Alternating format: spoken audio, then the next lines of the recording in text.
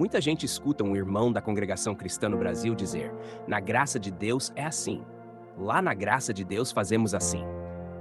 Eu conheci a graça de Deus com 15 anos e logo se apressa em dizer: estão idolatrando uma placa, estão colocando a igreja no lugar de Jesus, estão dando glória ao homem.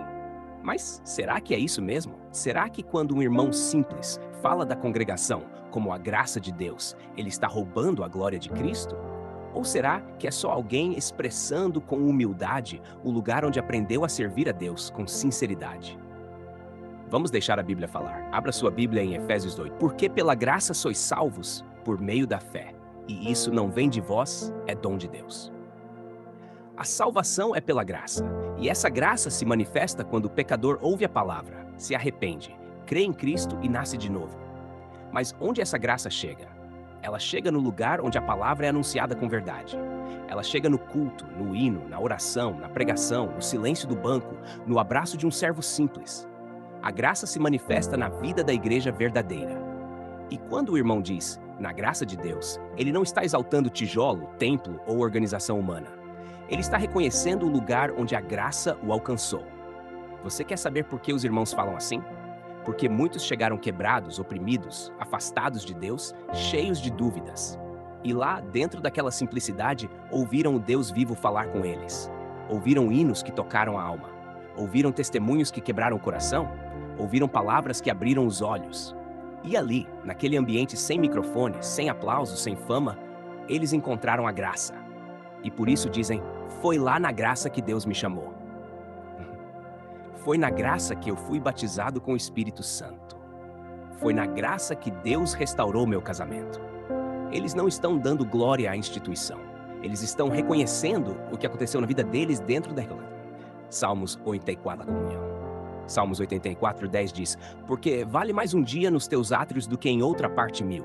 Preferiria estar à porta da casa do meu Deus a habitar nas tendas da perversidade. O salmista não está idolatrando o templo. Está expressando amor pelo lugar onde sentiu a presença de Deus. E é isso que muitos irmãos fazem quando chamam a congregação de a graça de Deus. É o coração falando, é gratidão, é memória viva do dia em que o céu tocou a alma. E por que isso incomoda tanto alguns? Porque hoje muitos querem uma fé sem raiz. Querem Jesus, mas rejeitam o corpo. Querem salvação, mas não querem compromisso com uma doutrina simples de ama até os detalhes, ama o jeito de cantar. Ama a reverência do culto, ama a doutrina que separa, ama a forma como se batiza, como se ora, como se ouve. Romanos 12:2 diz, e não vos conformeis com este mundo, mas transformai-vos pela renovação do vosso entendimento. A congregação cristã no Brasil não se conforma com este mundo. Ela não muda porque a sociedade mudou. Ela guarda aquilo que recebeu desde o princípio. E isso também é graça. Diz, e o Verbo se fez carne e habitou entre nós, cheio de graça e de verdade. E essa mesma graça que habitou entre nós, hoje habita entre os que permanecem na verdade. A congregação não prega outro nome senão o de Jesus. Não exalta homem, não persegue fama e nem busca modernidade. Ela prega Cristo crucificado. E quem escuta com coração sincero, sente a graça. Então, quando você ouvir alguém dizer, eu sou da graça de Deus, ou eu fui criado na graça, não critique, entenda, ele está dizendo que foi alcançado dentro de uma obra onde Jesus é exaltado e o Espírito Santo tem liberdade. Ele não está dizendo que só a congregação salva, ele está dizendo que ali ele conheceu a verdade. Tito 2:11-12 diz, porque a graça de Deus se há manifestado, trazendo salvação a todos os homens, ensinando-nos que, renunciando à impiedade e às concupiscências mundanas, vivamos neste presente século sóbria, justa e piamente. A graça ensina. E onde a graça de Deus está, há ensino santo, a renúncia, a separação. Por isso, a congregação não segue o mundo. Ela caminha como o Espírito guia. E mesmo com toda a simplicidade, a graça é profunda. Não tem coros ensaiados, mas tem louvor com lágrimas. Não tem gritaria, mas tem silêncio que cura. Não tem estrelismo, mas tem servos anônimos que oram, visitam, choram e aconselham. Isso é graça. E quem já sentiu, nunca mais esquece. E nós, cooperando com ele, vos exortamos a que não recebais a graça de Deus em vão. Não rejeite o que você sentiu quando ouviu aquele hino. Não despreze o que sentiu quando aquela palavra veio no púlpito. Não duvide do que aconteceu naquela visita, naquela oração simples, naquele culto silencioso. Foi a graça de Deus. E ela está onde o nome de Jesus é pregado com verdade. Se essa palavra te alcançou, escreva nos comentários. Eu sou grato pela graça que me alcançou na congregação. Você pode até dizer, mas Jesus é a graça de Deus, não a igreja. E sim, você está certo. Mas quando um irmão fala da congregação como a graça, ele está se referindo ao lugar onde Jesus, que é a graça, se revelou a ele. É como quando alguém diz, foi naquela reunião que Deus me chamou. Foi naquele culto que minha alma foi liberta. Foi naquele banco que eu fui batizado com o Espírito Santo. Não é o banco, não é o templo, não é a placa, é a experiência espiritual que marcou a vida da pessoa. Abra sua Bíblia em Atos 4:33. E os apóstolos davam com grande poder testemunho da ressurreição do Senhor Jesus, e em todos eles havia abundante graça.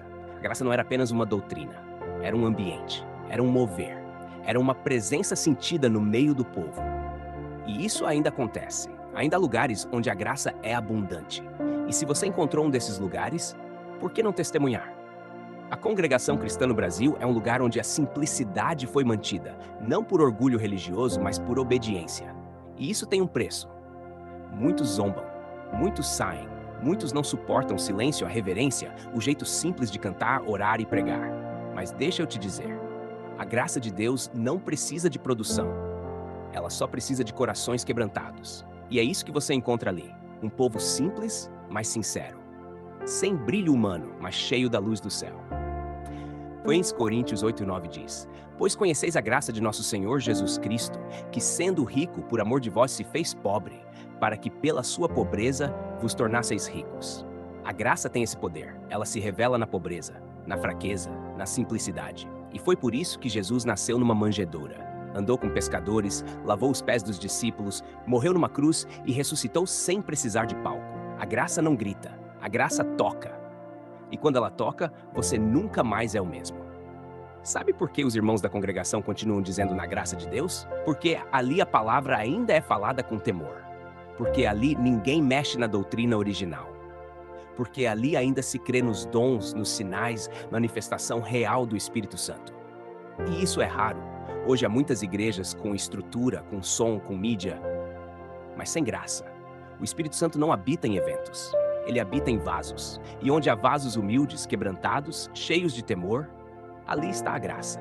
Hebreus 12:28 diz, por isso, recebendo nós um reino que não pode ser abalado, retenhamos a graça pela qual sirvamos a Deus agradavelmente, com reverência e piedade. A graça nos ensina a servir com reverência. E essa reverência está viva na congregação. Está no silêncio do culto. Está na postura do ministério. Está no cuidado com as almas. Está no zelo com o púlpito. Está na forma como cada irmão simples ora, canta e serve. E quando você vê alguém dizer, eu voltei para a graça, eu cresci na graça, eu ainda estou na graça, é porque ele reconhece que lá ele sente a presença de Deus do mesmo jeito que sentiu quando chegou pela primeira vez. E isso não é vaidade. Não é arrogância, é gratidão. Muitos perguntam, mas não tem outras igrejas com graça também? Claro que tem, mas cada um testemunha da obra que viveu. E se o irmão conheceu o amor de Deus dentro da congregação cristã no Brasil, é natural que ele se refira assim. Foi na graça que Deus me tirou das drogas. Foi na graça que aprendi a respeitar minha esposa. Foi na graça que meus filhos se converteram. E isso não tira o lugar de Jesus. Ao contrário, exalta o que Jesus fez através da comunhão, da doutrina, do ensino, da ordem e da simplicidade. E se você está ouvindo essa mensagem e tem se afastado, se você tem desprezado aquela obra por causa de falhas humanas, lembra, o que Deus fez com você foi real. Não despreze o lugar onde Deus te chamou. Jeremias 6,16 diz, assim diz o Senhor, ponde-vos nos caminhos, e vede, e perguntai pelas veredas antigas, qual é o bom caminho, e andai por ele, e achareis descanso para as vossas almas. As veredas antigas ainda são válidas. A santidade ainda é válida. A reverência ainda é válida. O silêncio que constrange a carne e alimenta a alma ainda é graça. E a congregação cristã no Brasil não é perfeita, mas carrega uma marca. A graça de Deus se move ali com simplicidade. E quem tem discernimento reconhece isso. Por isso, da próxima vez que ouvir alguém dizer a graça de Deus se referindo à congregação, não julgue com a mente carnal, julgue com o espírito. Porque ali tem joelhos dobrados, tem lágrimas derramadas, tem testemunhos verdadeiros, e tem um povo que não se vendeu, nem se misturou. E talvez alguém pergunte, mas vocês não estão dizendo que a congregação salva? De forma alguma.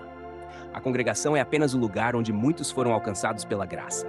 Mas a salvação é exclusivamente pela fé em Jesus Cristo. Abra sua Bíblia em Efésios 2, 8 e 9 e juntos vamos deixar a Bíblia falar. Porque pela graça sois salvos, por meio da fé. E isso não vem de vós, é dom de Deus. Não vem das obras, para que ninguém se glorie. Está escrito. É pela graça, não pelas obras. É pelo favor imerecido, não pelo esforço humano. É pela cruz, não pelo nosso desempenho. A congregação ensina isso desde o princípio. O culto começa com humildade. O batismo é feito sem alarde. O louvor é sem destaque para vozes humanas. A pregação não é espetáculo. Tudo isso nos lembra que ninguém é salvo por merecer. Somos salvos porque Jesus morreu por nós. Romanos 3, 23 e 24. Também confirma, porque todos pecaram e destituídos estão da glória de Deus, sendo justificados gratuitamente pela sua graça, pela redenção que há em Cristo Jesus. A graça é o que nivela todos diante de Deus. Rico ou pobre, doutor ou analfabeto, batizado há 40 anos ou recém-chegado. Todos estão no mesmo chão, dependendo da misericórdia. E se hoje você está em comunhão, buscando a Deus, com esperança viva no coração, não é por causa do seu esforço. Não é porque você é mais correto, é porque a graça te encontrou antes do juízo. Tito 3,5 confirma isso com clareza. Não pelas obras de justiça que houvéssemos feito, mas segundo a sua misericórdia, nos salvou. Então por que fazemos boas obras? Por gratidão, por obediência, porque o amor nos constrange. Mas não para conquistar a salvação, e sim porque já fomos alcançados por ela. Na congregação, ninguém se gloria das próprias obras. Os hinos exaltam Jesus. As orações são humildes, as testemunhanças apontam para Deus. E quando alguém conta um milagre, uma cura, uma resposta, um livramento, ele diz, foi Deus. E quase sempre termina com, a Ele toda honra, toda glória e todo louvor. Essa é a essência da graça. Saber que nada vem de nós, e tudo é dele. E sabe o que é lindo? É que a graça também ensina. Ela salva, mas também transforma. Ela nos alcança sujos, mas não nos deixa sujos. Ela limpa, renova, santifica. Tito 2, 11 e 12 novamente. Porque a graça de Deus se há manifestado, trazendo salvação, ensinando-nos a renunciar à impiedade. A verdadeira graça não é permissão para viver no pecado, ela é poder para vencer o pecado. Por isso, dentro da congregação, você vai ver uma doutrina firme. Vai ouvir pregações contra o mundanismo. Vai ouvir sobre santidade, sobre vigilância, sobre separação. E isso não é legalismo. É resposta à graça. Quem foi salvo por um preço alto vive como quem reconhece o valor dessa salvação. Então não confunda obediência com tentativa de se salvar pelas obras. Nós obedecemos porque fomos salvos pela graça. Nós nos separamos porque fomos alcançados. Nós vivemos com temor não para conquistar algo, mas porque já recebemos algo eterno, a salvação por meio de Cristo Jesus.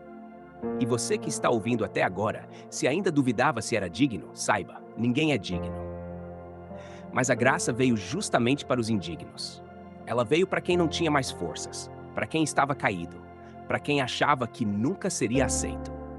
Romanos 5 eles, mas Deus prova o seu amor para conosco em que Cristo morreu por nós, sendo nós ainda pecadores. A congregação nunca disse que salva, ela apenas aponta para aquele que salva Jesus Cristo, o Filho do Deus vivo.